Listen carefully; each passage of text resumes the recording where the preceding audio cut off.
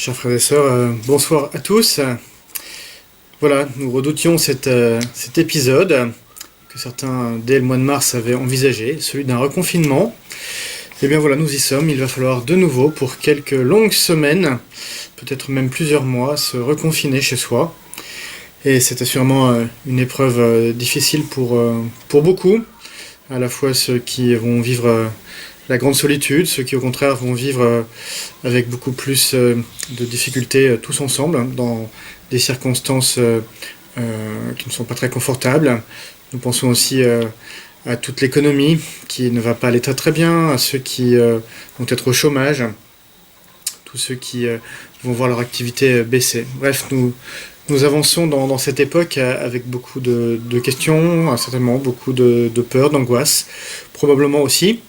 Et puis se rajoute à cela, évidemment, ce climat avec les lâches attentats que nous venons de vivre en France, mais pas simplement en France.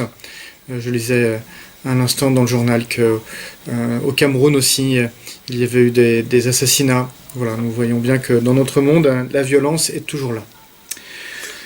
Face à cela, nous pourrions désespérer, mais assurément, la désespérance n'est pas dans l'ADN du chrétien. Et donc il nous faut absolument rechoisir.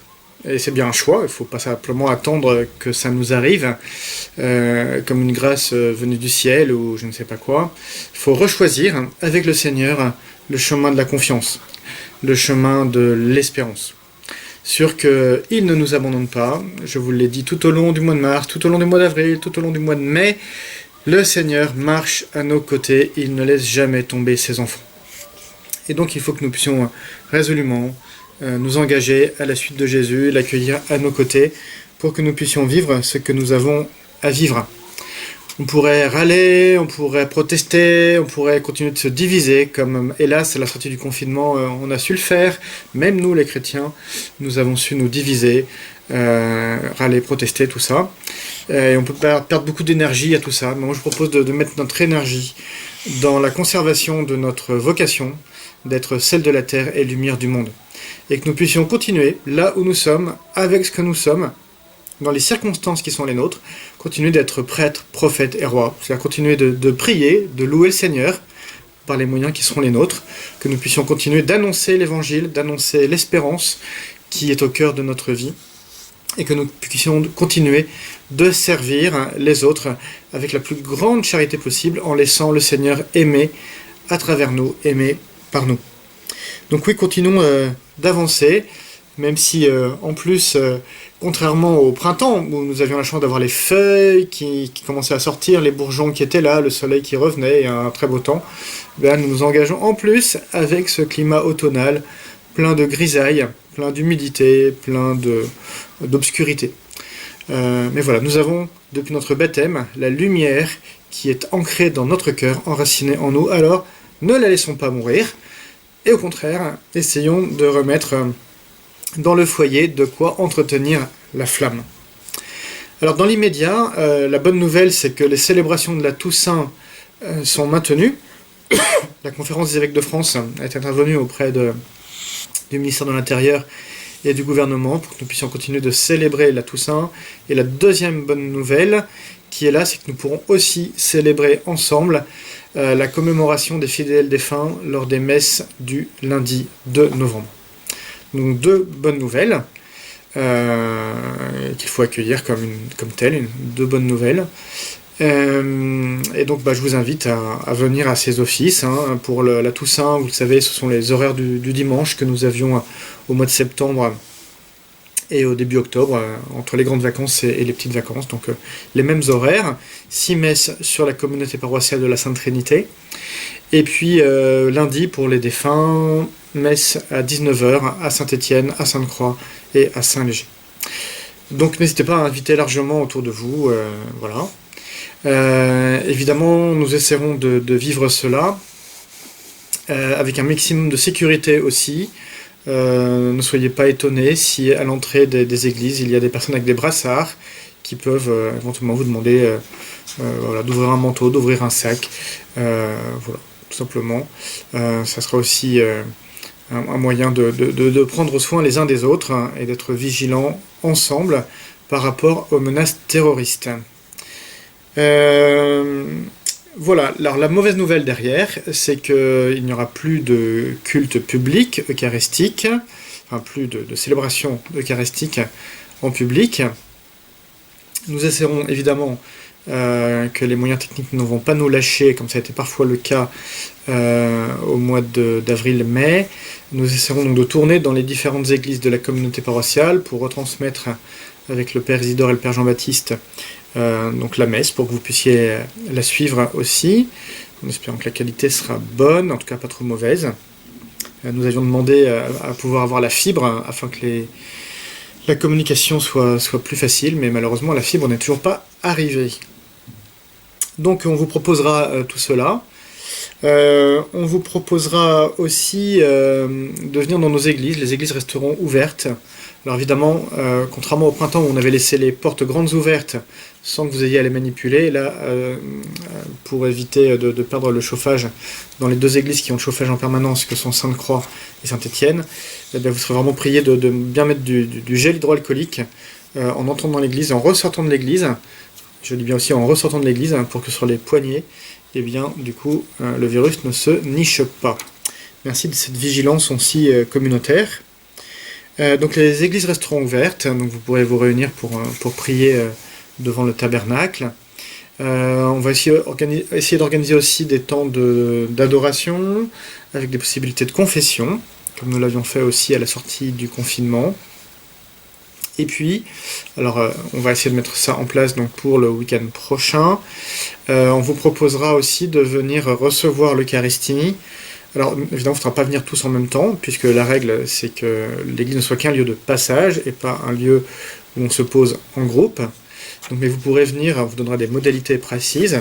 On ne les a pas encore définies, il faut qu'on réfléchisse aux plus opportunes, aux plus pratiques, aux plus convenables. Donc que vous puissiez venir recevoir l'Eucharistie aussi dans les différents lieux de culte. On va vous inviter aussi évidemment à reprendre la bonne habitude de la prière à 20h30 avec la prière à Jésus couronné. En plus, nous nous préparons à la fête du Christ roi après la Toussaint, c'est la prochaine grande fête. Voilà, donc portons le monde dans notre prière, pas simplement nous ici en France, mais aussi le monde. Nous n'oublions pas que d'autres que nous souffrent aussi, et donc évitons à tout prix d'être repliés sur nous-mêmes. Je vous propose aussi de profiter de ce dimanche où on va de nouveau pouvoir se rassembler tous ensemble, une dernière fois avant pas mal de temps, que vous puissiez aussi noter éventuellement le nom des personnes qui pourraient être volontaires pour aller chez des personnes probablement âgées, mais peut-être pas que des personnes âgées, qui ne maîtrisent pas tout à fait les outils informatiques, ni la téléphonie mobile. Voilà, donc si vous avez envie de passer une demi-heure chez quelqu'un pour lui apprendre comment regarder la chaîne YouTube, comment mettre WhatsApp par exemple sur son téléphone, eh bien n'hésitez pas à vous signaler. Et du coup, et si vous connaissez des gens qui voudraient aussi avoir une formation là-dessus, pour ne pas perdre le contact avec la paroisse, n'hésitez pas à nous le dire. On organisera du coup la rencontre entre ceux qui veulent être formés et ceux qui acceptent d'être formateurs. Voilà, évidemment la solidarité va se mettre en œuvre de mille manières, donc cette vigilance aux personnes seules dans les quartiers, on essaiera de faire comme l'année dernière, d'appeler beaucoup de personnes, donc n'hésitez pas aussi à nous dire les noms des personnes de votre quartier qui souhaiteraient avoir un petit coup de fil de l'équipe pastorale, des prêtres, ou qui souhaiteraient avoir une visite aussi. On va vraiment essayer moi pour le coup, je serai beaucoup plus disponible que quand j'étais moi-même malade du Covid en mars. Je serai plus disponible pour aller visiter les uns et les autres en cas de besoin, en cas de demande. Et le Père Isidore et le Père Jean-Baptiste, je pense aussi, trouveront bien un moment pour aller vous visiter. Voilà. Je pense qu'aussi avec nos amis de l'Église évangélique et de l'association Sève, on va continuer d'œuvrer. Je suis en contact avec le pasteur pour voir comment ça va évoluer aussi. Peut-être qu'il faudra renouveler notre opération de collecte de nourriture dans les jours qui viennent, mais ça on vous le dira. Pour l'instant ne faites rien, on vous tiendra au courant. Voilà pour l'instant ce que je pouvais vous dire. Éventuellement aussi, oui, si vous repérez des personnes âgées qui ont besoin du secours pour l'approvisionnement, pour la nourriture, n'hésitez pas à nous le dire non plus. J'ai eu un contact hier avec les chefs de groupe Scouts et Guides de France. On va essayer de mettre aussi en place un système. Voilà, il y a des scouts et des guides qui seraient partants peut-être pour aider dans les quartiers.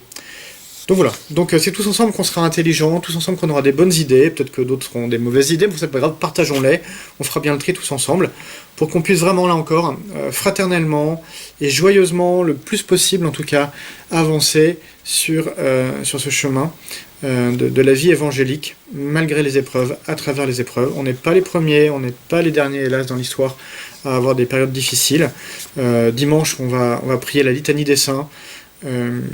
Les saints ne sont pas des gens qui ont eu des vies lisses, qui ont eu des vies tranquilles. Eux aussi ont traversé moultes épreuves, des épreuves de santé, des persécutions.